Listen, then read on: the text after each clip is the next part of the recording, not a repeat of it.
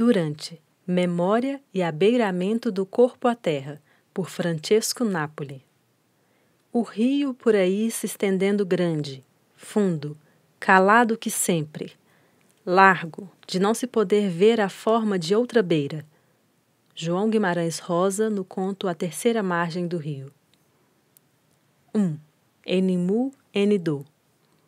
Em meio ao colapso seguido do caos, assistindo a uma espécie de surrealismo bizarro dentro da loucura coletiva, cá estamos, desgovernados, testemunhando uma distopia em formato de telas, Windows, janela que não dá para pular.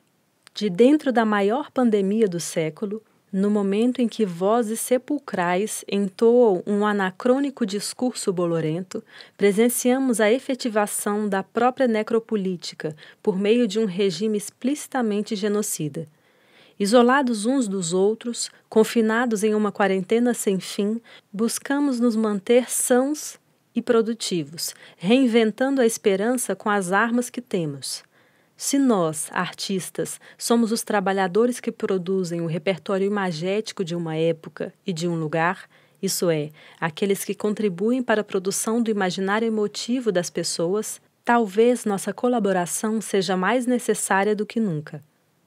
Este e-book, audiobook que o leitor tem diante de sua tela ou que chega a seus ouvidos foi concebido a partir da verve oriunda de tal consciência do papel político que a arte exerce e contém o registro das impressões oriundas de aproximações ou, como chamaremos, abeiramentos entre o passado e o presente, entre academia e artistas, entre as margens e o centro. Aproximações e também distanciamentos que, ao se converterem em dispositivos artísticos, podem ser capazes de pequenas aproximações entre o mundo da arte e a vida cotidiana, o erudito e o saber popular, a cultura de massa e a diversidade. Aproximações e distanciamentos que podem ser capazes de estimular e legitimar identidades dissidentes, revelando os traços de colonialidade em um movimento que engendra a autoestima ao mesmo tempo em que se afasta do discurso hegemônico no intuito de subvertê-lo. Estávamos eu e Camila Buzelin em abril de 2020, exatos 50 anos do Corpo à Terra, em estado de confinamento, pensando em propostas de intervenções artísticas que pudessem ganhar as ruas em meio à pandemia, que tivessem desdobramentos musicais e que dialogassem diretamente com as pessoas. Surge a ideia de criar um coletivo artístico e os nomes de Barulhista e Michele Barreto habitam esse desígnio que se realizava. A primeira intervenção deste coletivo, intitulado Enimu Enido, consistiu em um carro de som que transmitiu uma peça sonora composta por depoimentos recolhidos por nós, de diversas pessoas em universos diversos, respondendo à pergunta que intitula a ação: o que você diria para o mundo se todos pudessem te ouvir? Nota de rodapé. Esta videoperformance foi selecionada pelo edital do projeto Performance no Memorial, do Memorial Minas Vale, em Belo Horizonte, nesta que foi a estreia do coletivo. Os depoimentos de Isabela Venturosa, Chico de Paula, Reginaldo, F. Godoy, Sabará e Sérgio Pererê se transformaram em uma peça sonora produzida por Barulhista e ecoaram por ruas vazias do bairro Goiânia, em Belo Horizonte. Toda a ação foi efetivada virtualmente. Quem executou a filmagem é o próprio motorista do carro de som, contratado por telefone, e os áudios foram recolhidos via WhatsApp. Esta experiência nos mostrou as diversas possibilidades de ações que, vertidas em intervenções no cotidiano, se mostrassem capazes de chegar às pessoas em estado de isolamento. Ações que são efetivadas inicialmente sem nenhum vínculo institucional que evoque aquilo que Arthur Danto chama de o mundo da arte. Nota de rodapé. Danto, Arthur, O Mundo da Arte, tradução de Rodrigo Duarte, em Arte e Filosofia, Ouro Preto, número 1, página 13 a 25, julho de 2006. Para, em um segundo momento, serem associadas a editais e instituições, se convertendo nessa ponte entre esses mundos distintos. A inicial ausência de vínculos institucionais não significa uma rígida recusa, na medida em que não é possível uma recusa absoluta da colonialidade. É nesse sentido que esse e-book, audiobook, resultado de uma rede de ações proposta pelo coletivo NMU-NDO, vem ao mundo. Patrocinado pela Lei Aldir Blanc, tal qual o do Corpo à Terra foi patrocinado pela estatal Hidrominas em 1970. Ambos eventos se apropriam do apoio institucional para apontar as limitações políticas da arte institucionalizada. Ambos eventos estão em diálogo com o discurso hegemônico que impõe a Universidade da Arte euro-estadunidense, discurso este que está por detrás da própria institucionalidade. Mas subvertendo, a partir daquilo que Frederico de Moraes chamou de arte guerrilha e daquilo que o coletivo NMU-NDO chama de abeiramento. O artista hoje é uma espécie de guerrilheiro. A arte, uma forma de emboscada, atuando imprevistamente onde e quando é menos esperado, de maneira inusitada, pois tudo pode transformar-se hoje em instrumento de guerra ou de arte. O artista cria um estado de permanente tensão, uma expectativa constante. Tudo pode transformar-se em arte, mesmo o mais banal evento cotidiano. Vítima constante da guerrilha artística, o espectador vê-se obrigado a aguçar e ativar seus sentidos. Moraes, 1970, página 2. O próprio ângulo por meio do qual vemos essa tal história universal da arte já explicita sua espacialidade e temporalidade, sua geografia e sua história. Daqui, do hemisfério sul, onde nossa herança colonial faz o autoritarismo falar mais alto, a violência da imposição da visão euro-estadunidense de mundo é base estruturante da nossa própria sociedade. Assim, entendendo que toda recusa radical da colonialidade... Nota de rodapé. Os artistas latino-americanos, e em especial os brasileiros, tinham consciência do impasse que existe entre a arte dita universal dos países desenvolvidos e aquilo que produzimos aqui no Hemisfério Sul. No texto intitulado Arte de Guerrilha, o pesquisador Arthur Freitas menciona o conhecido livro Escritos de Artista, reunião de textos organizados por Glória Ferreira e Cecília Coutrin. Freitas cita mais precisamente o texto do uruguaio Luiz Camitzer, intitulado Arte Contemporânea Colonial, no qual, segundo o autor, o artista da colônia ou problematizava o sistema de referências artísticas a partir da condição sul-americana subdesenvolvida e autoritária, ou partia para a luta armada. Segundo Arthur Freitas, Luiz Camitzer esboçou uma dicotomia que, em último caso, indicava os limites da contra-arte brasileira. Arte guerrilha. Freitas ressalta que o mundo por meio do qual os artistas subdesenvolvidos se apropriaram do conceitualismo foi batizado de conceitualismo ideológico por Simon Marchand. Fiz o que na década de 1990 foi retomado por Mari Carmen Ramírez, que, além de acentuar a distância do conceitualismo tautológico da arte conceitual anglo-americana, o conceitualismo ideológico da América do Sul teria antecipado artistas politicamente engajados da América do Norte e Europa. Resulta, ou em seu esquecimento, ou na malograda tarefa de revertê-la, surge então o desejo de criar dispositivos artísticos que fossem capazes de explicitar traços de colonialidade, de promover aproximações entre perspectivas diversas e que dialogassem com a história da arte ocidental, revelando sua não universalidade, ao mesmo tempo em que se cria uma forma de nomear aquilo que a perspectiva colonizante silencia. Propostas artísticas que tenham consciência daquilo que Silviano Santiago chama de entrelugar do discurso latino-americano. Nota de rodapé. Referência em crítica literária no Brasil, Santiago antecipa alguns dos conceitos que mais tarde serão difundidos pelo mundo em função dos estudos pós-coloniais, tais como o conceito de in-between, do indiano Homi K. Bhabha, e o orientalismo do palestino Edward Said, na busca por sua superação no intuito de engendrar nossa própria autoestima.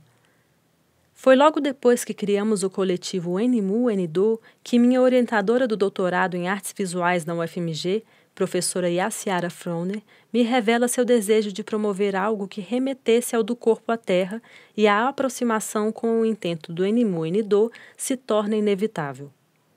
Nosso desejo de realizar algo que envolvesse artistas e críticos da época, pesquisadores e artistas odierdos e propostas artísticas coadunais começava a se delinear. 2. Durante. Foi durante as manifestações de 2016 que eu, Camila Buzelin, Luana Obar, Luli, Tiago Tereza, Marcos Turíbio, dentre outros artistas, criamos o Durante, mini festival de performance, no qual várias performances eram apresentadas ao mesmo tempo durante um dia, com a participação de artistas e estudantes com o objetivo de aproximar o público em geral, não especializado em arte contemporânea, e da produção e discussão artísticas. Foram 10 edições com mais de 40 artistas entre 2016 e 2019, interrompidas pela pandemia em 2020. Agora, durante a maior pandemia do século, esta 11ª edição do Festival Durante, promovida pelo NMU-NDO, em parceria com Yaciara Froner, homenageia o Do Corpo à Terra, que foi parte, juntamente com a exposição Objeto e Participação, da Semana de Vanguarda de 1970. Considerado um emblemático ato de resistência à ditadura, Do Corpo à Terra. Nota de rodapé. Participaram da exposição e do evento 25 artistas: Alfredo José Fontes, Arthur Barrio, Carlos Vergara, Cildo Meireles, Décio Noviello, Dileni Campos, Gilton Araújo, Eduardo Ângelo, Franz Weismann, George Helt, Lee Jeff e Hélio Oiticica, Ione Saldanha, José Ronaldo Lima, Lotus Lobo, Luciano Guzmão, Luiz Alfonsos, Manuel Serpa, Manfredo de Souza Neto, Orlando Castanho, Ivone Etrusco, Terezinha Soares, Tereza Simões, Humberto Costa Barros e Frederico Moraes, que atuou como curador, crítico e artista ao transformar nas palavras de Marília Andrés Ribeiro a crítica em criação poética. Foi organizado por Maristela Tristão e coordenado por Frederico Moraes. As manifestações ou situações propostas pelos artistas ocorreram em espaços públicos significativos da cidade de Belo Horizonte, tais como o Parque Municipal, o Ribeirão Arrudas e a Serra do Curral, além de promover intervenções na Avenida Afonso Pena, em frente ao Palácio das Artes, na ocasião de sua inauguração, como coloca a historiadora Carolina Delamore. Nota de rodapé. Delamore Carolina, Do Corpo à Terra, 1970. Arte, guerrilha e resistência à ditadura militar. Dossiê Os Legados das Ditaduras Civis Militares. Revista Cantareira, volume 3, 2014, páginas 109 a 123.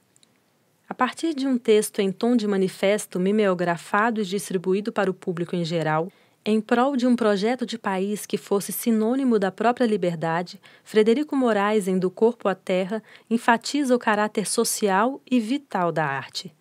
Em diálogo com as questões formalistas que dominavam o cenário artístico internacional e que pensam a arte a partir de uma narrativa dominante com pretensões de universalidade, os artistas brasileiros que atuaram no Do Corpo à Terra mimetizam, cada um a seu modo, tal ruptura com o objeto, incorporando a vida como elemento artístico. Será que quando um indígena pinta seu corpo, o compreendendo como local primordial do que se arbitrariamente chamamos de desenho, não seria também uma espécie de encaixe forçado ler arte brasileira apenas a partir da narrativa histórica da arte do hemisfério norte? A cena do desconforto de um indígena ao ter um chapéu colocado em sua cabeça no filme Nós que Aqui Estamos, Por Vós Esperamos, de Marcelo Mazagão. Entendendo que a arte brasileira não cabe nas narrativas que dominam a história da arte, formulamos uma convocatória que teve como mote inicial as seguintes provocações: como eu me relaciono com o meu corpo? Quais as implicações políticas dessa relação? Em que medida o Do Corpo à Terra antecipa um olhar descolonial? Na ocasião do Corpo à Terra, o corpo tropical emerge como um canal de comunicação e participação, nesse evento que propôs pensar a relação do corpo com a Terra. A Terra. O corpo envolvido e envolvendo-se com os elementos naturais, com o estrutural básico da vida. O corpo reaprendendo tudo, como instrumento de uma nova cartilha. Aqui, o ar, liberdade, aqui o fogo, precário e eterno, aqui a água que como a terra fecunda e procria. Um pensamento escorre dos dedos quando a mão apalpa e sente a terra fria ou áspera e outras táteis ou ápticas, capazes de transmitir sutilmente um mundo subjetivo e lírico, até que se transforme numa nova geografia e uma nova história. Moraes, Frederico, Manifesto do Corpo à Terra, em Tristão M., da Semana de Vanguarda. Estado de Minas, Belo Horizonte, 28 de abril de 1970, página 5. Foram convocados artistas de todo o país para que juntassem seus corpos à terra e a nós nesse durante, que evocou a memória artística da nossa cidade de Belo Horizonte e lançou este desafio que a pandemia nos trouxe: tentar transpor a tactibilidade do corpo para o dispositivo eletrônico por meio disso que chamamos de arte. Nota de rodapé. Recebemos de todo o Brasil 169 vídeos de performances que, de alguma forma, dialogam com o mote do Corpo à Terra.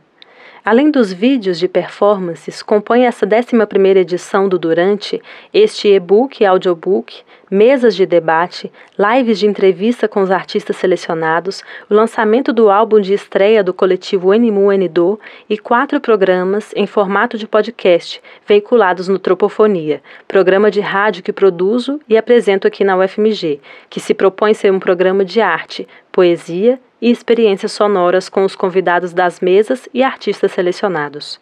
O momento crítico que estamos vivendo nos faz questionar a capacidade das propostas artísticas de gerarem ações políticas efetivas no mundo. Em que medida a arte é capaz de ações em um mundo que as neutraliza por meio do sorvedouro capitalista que a tudo transforma em mercadoria? Como promover ações artísticas que se valham de dispositivos que sejam capazes de utilizar a colonialidade corroborada pelo capitalismo a seu favor? Seria possível a existência de um tipo de proposta artística que incorpore o sistema ao mesmo tempo em que é incorporada por ele? Ou que se utilize da própria estrutura do sistema para se legitimar? Tais questões permeiam o universo que motivou as ações que compõem o mote deste e-book, audiobook.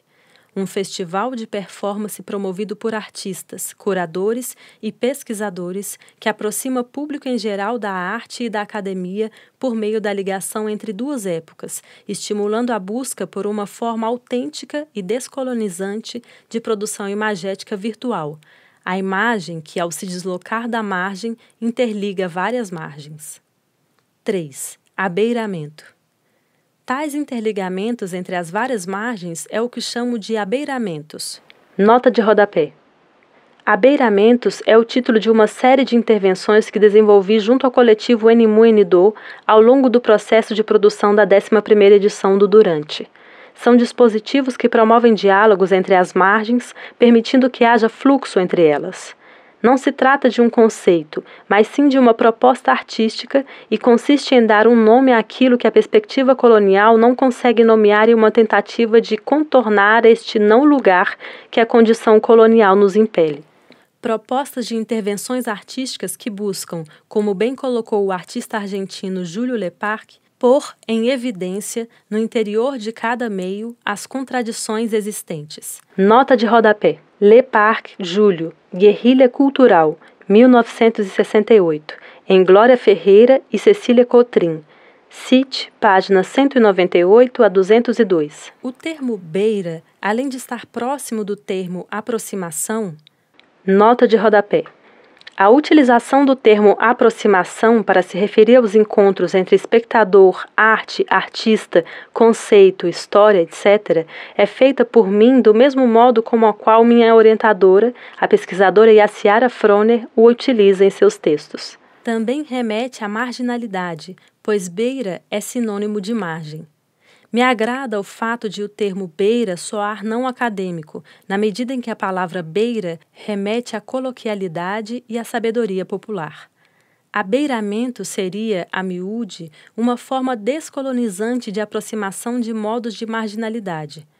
Acredito que quando uma proposta artística contemporânea consegue ser, ao mesmo tempo, complexa e acessível, estamos diante de um poderoso dispositivo de descolonização, que pode ser capaz de criar pontes marginais. Tais propostas me apareceram quando me aprofundei na discussão sobre a utilização dos termos descolonial e decolonial.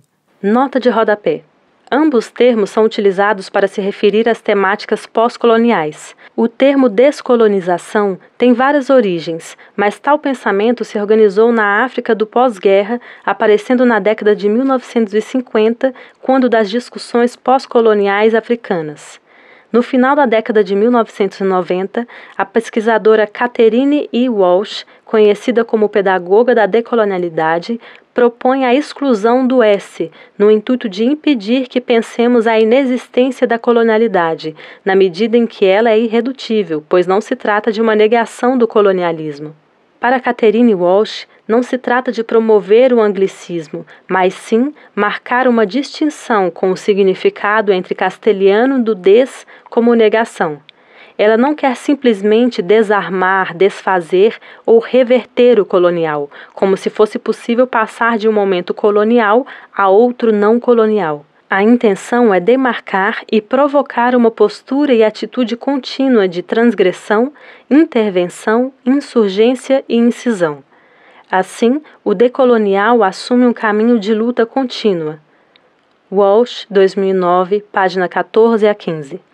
Entendendo que o uso contemporâneo do des na língua portuguesa contemporânea sugere uma reversão e não uma negação, neste trabalho o termo descolonização é pensado, antes de tudo, como um gesto que, longe de ser subtração da colonialidade, surge como ação de transgressão e remontagem, mantendo aquele sentido que Frantz Fanon nos legou. Dessa forma, os termos descolonização e decolonização aparecerão significando um mesmo processo. Não se trata de reverter o processo colonial, pois isso é impossível, nem de negar tudo que vem da metrópole supervalorizando aquilo que idealizadamente pertenceria à colônia, como fez, por exemplo, Oswald de Andrade ao criar um índio ideal na busca por uma identidade nacional universal, mas sim de proporcionar dispositivos que nos permitam superar aquele complexo de vira-lata que os colonizados reproduzem. É necessário pensar outras maneiras de sentir o mundo diferente da europeia e estadunidense, de modo que a nossa própria forma de pensar possa existir. Nota de rodapé. O que me vem à cabeça de imediato são as inserções em circuitos ideológicos do Cildo Meirelles e a sagaz arte postal de Paulo Bruschi, os bólides e o poema Bandeira de Oiticica e as intervenções urbanas de Banksy e do coletivo anarquista boliviano Mujeres Criando, por exemplo. Nesse sentido, não há problema em passar pelo centro para interligar as margens, ou seja, tal qual o famoso anarquista Hakim Bey. Nota de rodapé. Bey, Hakim, TAS, Zona Autônoma Temporária, Coleção Baderna, São Paulo, Conrad, 2001, página 88. Propõe quando ele fala de zonas autônomas temporárias. É necessário se apropriar do capitalismo na medida em que ele se apropria de tudo.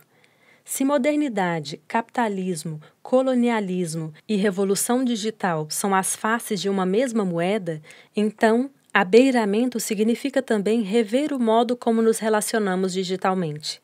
A pesquisadora Débora Pazeto cita o Manifesto Ciborgue de Donna J. Haraway, 1944, que desde a década de 1980 nos convoca a nos apropriarmos dos meios digitais.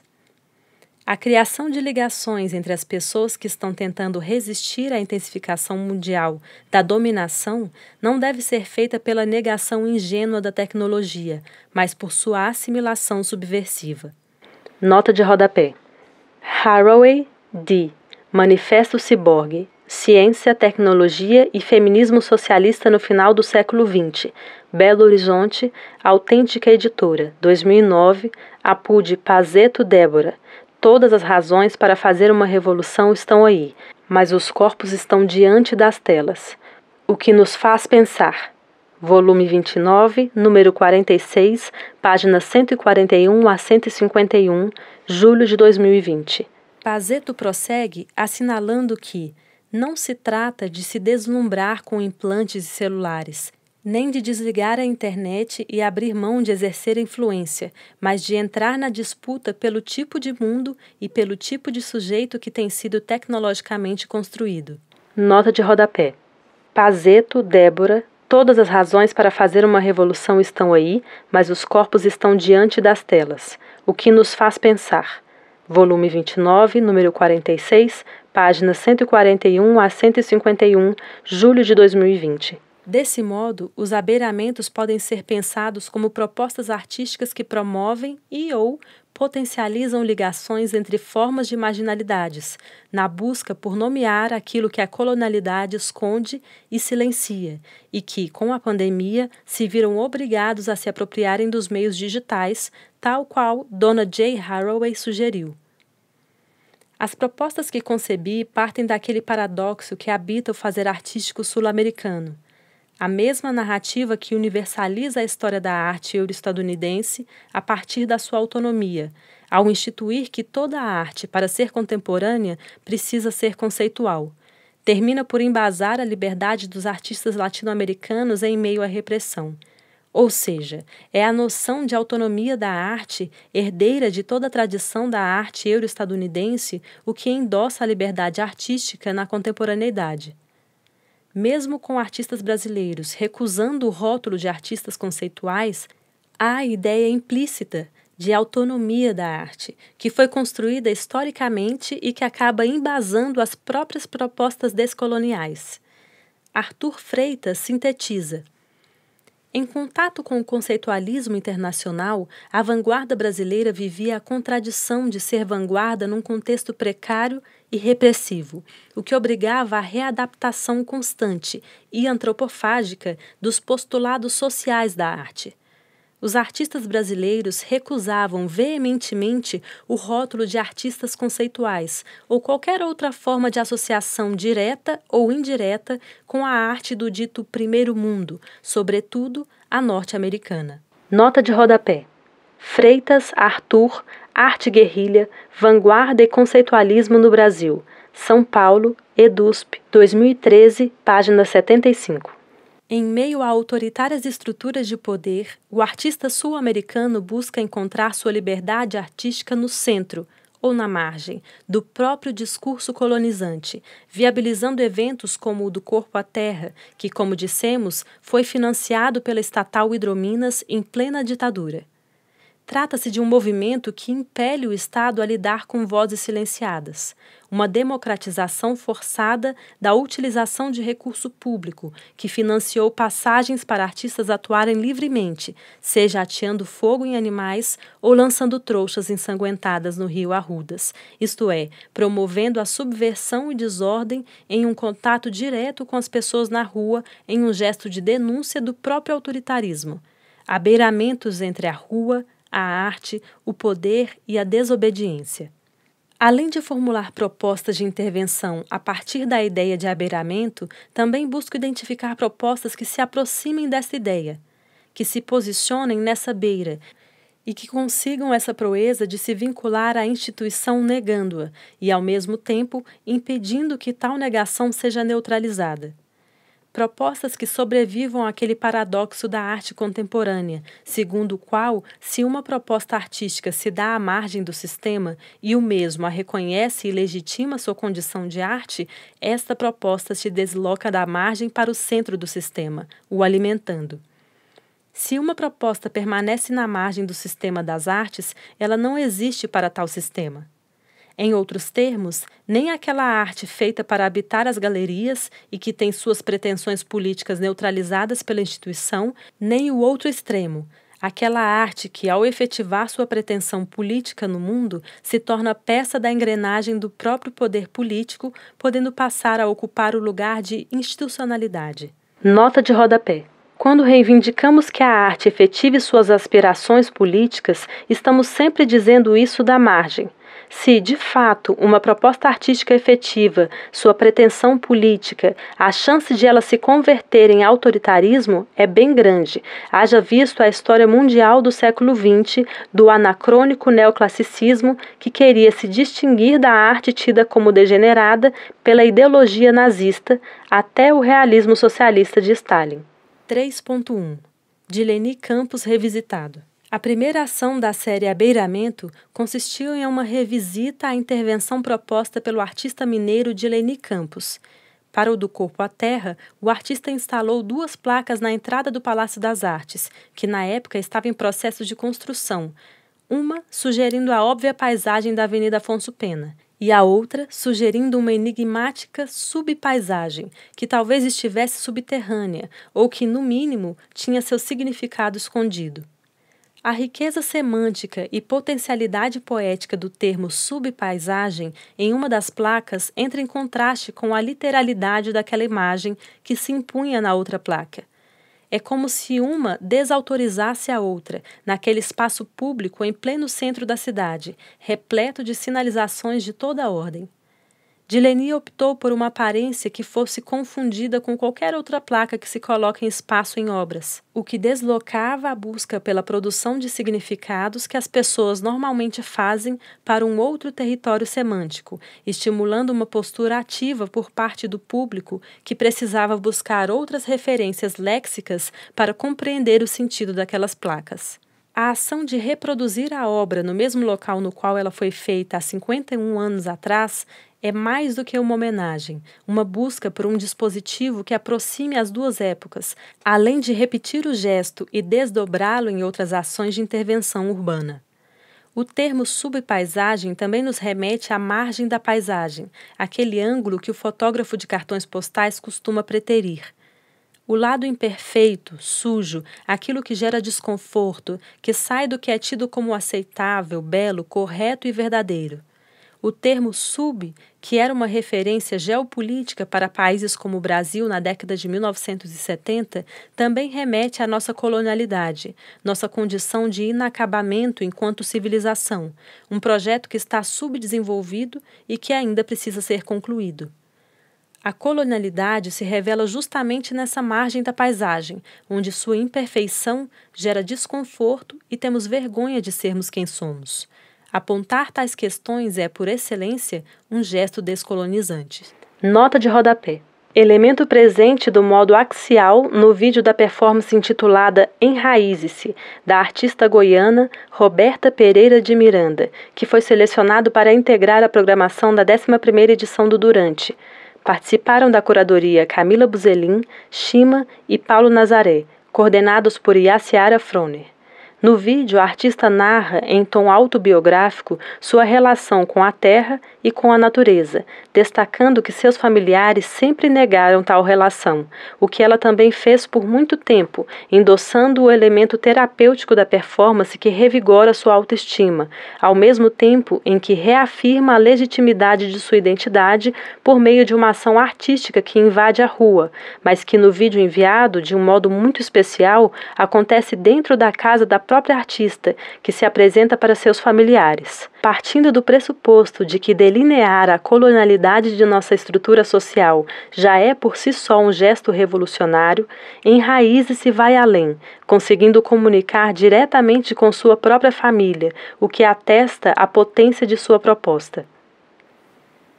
Tal proposta de Dileni Campos, além de provocar deslocamentos de sentido, também promove um outro deslocamento da galeria para a rua, ou seja, é na rua que a experiência estética deve se dar.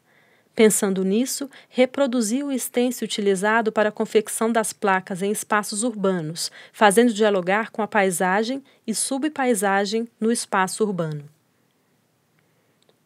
3.2 500 anos é pouco? A Praça da Liberdade, em Belo Horizonte, é um local emblemático tanto estética como politicamente. Com uma arquitetura que sintetiza o modo como a modernidade nos foi imposta, este espaço, projetado pela urbanista Arão Reis no final do século XIX, mistura positivismo, modernismo e herança monárquica. Atualmente é ali que a classe média conservadora, muitas vezes adepta de posturas políticas extremistas, negacionistas e antidemocráticas, se reúne. É também onde jovens se divertem, hippies dormem, pessoas em situação de rua esmolam, crianças em situação de rua nadam na fonte, turistas fotografam, pessoas diversas praticam exercícios físicos e babás passeiam com os filhos da elite. Nesta praça, há vários postes que contêm indecifráveis códigos, provavelmente de uma utilização da própria prefeitura.